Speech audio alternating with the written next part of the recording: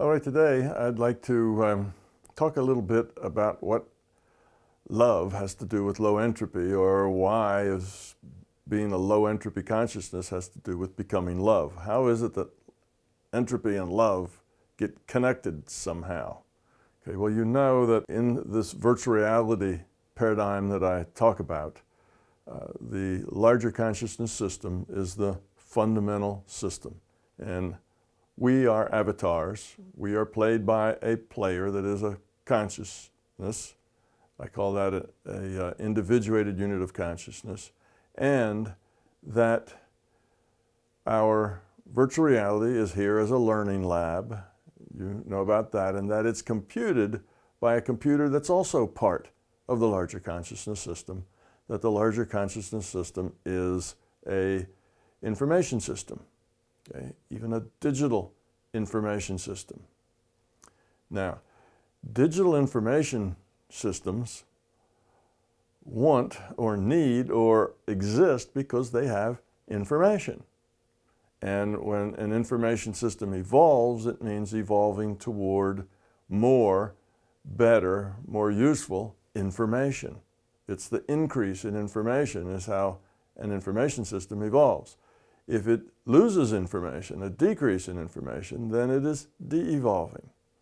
Okay, now let's talk about entropy for a moment. Entropy is a measure of disorder. So think of an information system and how that applies to disorder. Well, information is order.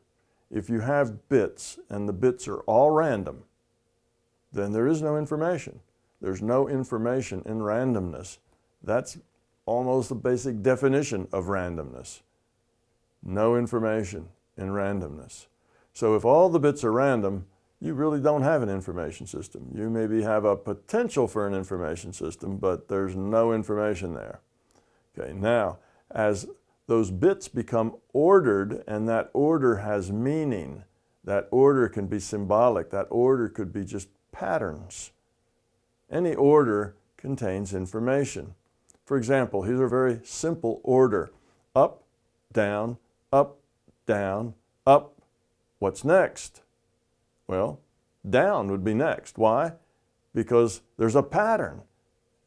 We could predict what would happen next based on the pattern. That's information. There's information contained in the pattern.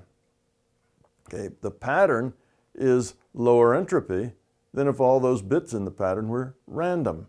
So you see, as bits are ordered, we create information, and those ordered bits can become symbols, like a 0 and a 1, you see, which could then produce lots of zeros and ones, which then can do everything a computer can do, just from those kinds of binary bits. So this is the nature of an information system, that it evolves to lower entropy, more order. It de-evolves to higher entropy. So an information system that is conscious, such as the larger consciousness system, then has two choices. It can evolve and grow and become more, creating more information, or it can de-evolve, have less information, less significance, and eventually, if that continues, die, end up with no information at all. So if you were a conscious, aware information system, what would you be doing? You would be trying to lower your entropy. Now, one of the things that consciousness was able to do to create more opportunities to lower entropy was that it broke itself into pieces so that it could interact with free will with those pieces. So all the pieces could interact, and the system could interact as well with all the pieces. Now, this created a lot of new possibilities. Possibilities of interaction with other free will units.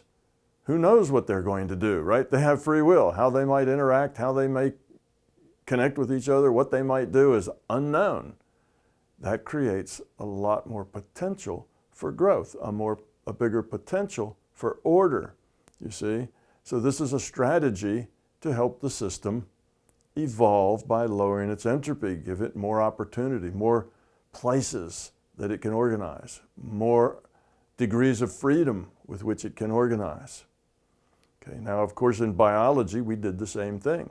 You see, things become more survivable as they become more flexible, and they become more flexible as they become more complex. So when those single-celled critters became multi-celled critters, they lowered their entropy. They were now more complex as multi-celled things, more order, more structure, you see. So actually, evolution in biology is also based on entropy. The lower the entropy, and entropy, of course, is defined within a system. The lower the entropy, the more you evolve. The more complexity you have, the more capability you have, the more flexibility you have, the more you can do, the more you can understand, the more choices, the more degrees of freedom you have. So, the larger consciousness system did this, and it created all of these individuated units of consciousness, all with free will, that interacted with each other. What they created was a social system. A social system is a bunch of free-willed units of consciousness that interact with each other. Now, in this interaction, there were ways that this interaction could take place that lowered entropy, and ways that could take place to raise entropy. There were two different paths here that you could go on. As it turns out, the path that lowers entropy is a path where these entities cooperate, care about each other, and focus on how they can be of service rather than what can they get. So let's imagine two sets of, an experiment where we have two sets, and we're going to see the difference between these two sets. One is, let's say we have 100,000 individuated units of consciousness, and that'll be set one. And in this set, there will be a certain amount of resources, a certain amount of capability, a certain amount of space, and then we'll have another set that's a duplicate of that. The same amount of ability, capability, space, resources, everything's exactly the same in the second set, except we're going to have two different attitudes in each one of these sets. Okay? In the first attitude, we are going to have a cooperative, caring attitude. Okay? In this set, if somebody invents something or comes up with a really good idea, they share it with everybody else. If somebody is unhappy about what's going on, well, everybody tries to get together to make them happy, to rearrange things such that they can contribute better or be happier in what they're doing. So it's about other, primarily.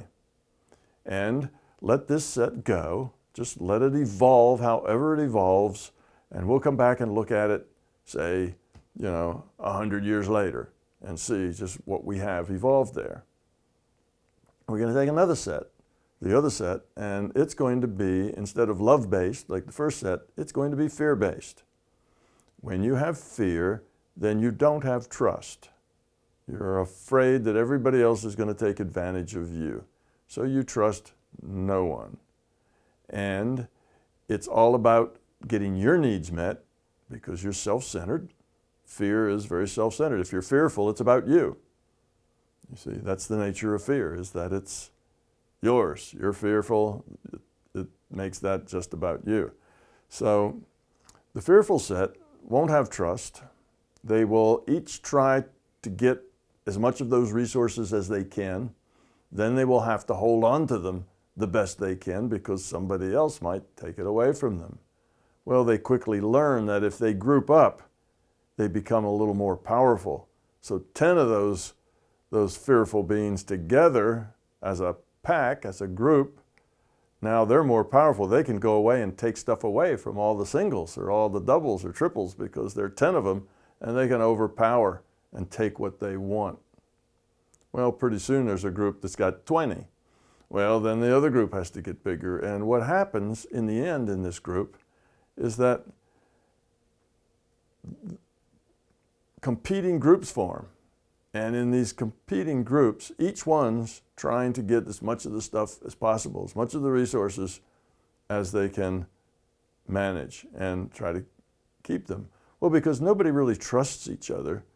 The leadership of this group is constantly changing, constantly being done in, and somebody else is rising to the top, and it's constant turmoil there, and it's a very inefficient process. You eventually, at the end of your 100 years that you have to see what works, you would have probably 5% of the beings in the fear-based group in control of 95% of all the resources, and everybody else is kind of a peasant or a lackey. And you'd have these power groups that would grow, and the leaders would ostensibly protect their followers from the preying on by other groups. And you would have very little trust. Everybody would be out for themselves. It'd be kind of a dog-eat-dog world there. Well, that sounds a whole lot like our world, doesn't it? That's the one we live in every day, right here in good old physical reality. It's a fear-based world, so we know how that turns out. Over on the other side, where people cooperate, there is no need for a grouping up for protection. There is no need for grabbing as much stuff as you can. There is no need even for a whole lot of government or ordering or hierarchy at all. You see, there's no need for management. You see, management would never say, you go grab this crank and turn it, that's your job, that's your contribution, because that would not be in the best interest of that person. That person may not want to turn that knob. And everybody in that reality wants that person to fulfill themselves to the greatest potential that they have, not to do things they don't want. So in the world that is love-based, you would have lots and lots of personal freedom to do what you want, how you want, when you want. Because if you didn't and you were unhappy, the rest of the players in that world would try to fix it for you. And as you see one of them unhappy, you try to fix it for them. So you have to imagine a world without fear. You see, we can't do that very easily because we live in a very fearful place. So we say, well, there's certain jobs have to be done and nobody wants to do them, so somebody would have to be forced to do them. No, that's a fearful viewpoint. That's a fearful viewpoint. It's not like that. There are jobs that need to be done, and if everybody sees they need to be done, then there would be people who would do them. And if they're jobs that are unpleasant, well, then they would be particularly high-paying jobs, because when you do things that are unpleasant, you ought to get more rewards for that. You see, there's ways to make hard jobs or not nice jobs sweeter by the way you compensate for them, by the respect you have for doing those jobs. So if taking out the trash is not a nice job, well, taking out the trash becomes high status, because the people who take it out, well, everybody says thank you. And they're kind of the big shots in the community because they take out the trash, they get the work done.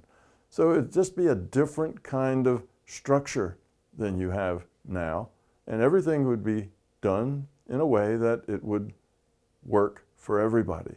So at the end of their 100 years, they would have optimized the value for every individual to the greatest extent possible. And you would have a place that would be a very wonderful place to live and work and raise your family and be a part of. The other one, well, we know what the other one's like. We live there in the fear-based thing. We know how that turns out. It turns out full of greed and nastiness and everybody trying to control everybody else. That's how that one works out. So you see, the one that is ordered, the one that is caring, the one that is love-based, that is the low entropy solution to a social system. So that's what entropy has to do with love. We are, as consciousness, pieces of a social system. And the way we lower our entropy is by becoming love, caring about other, being compassionate, having empathy. That's how you optimize a social system. That's how you optimize consciousness. That's how you create information. You create choice. You create freedom. You create opportunity. All of that is very constructive. On the other side, well, that's, like I say, that's just like us. Everything is suboptimal. Most everybody in that world is working beneath their potential. They could do more. They could be more, but they can't because they're stuck in a structure, in a hierarchy, in a position. They're a peasant, or they're, well, most of them are peasants. So that is how entropy and love get connected. Thank you.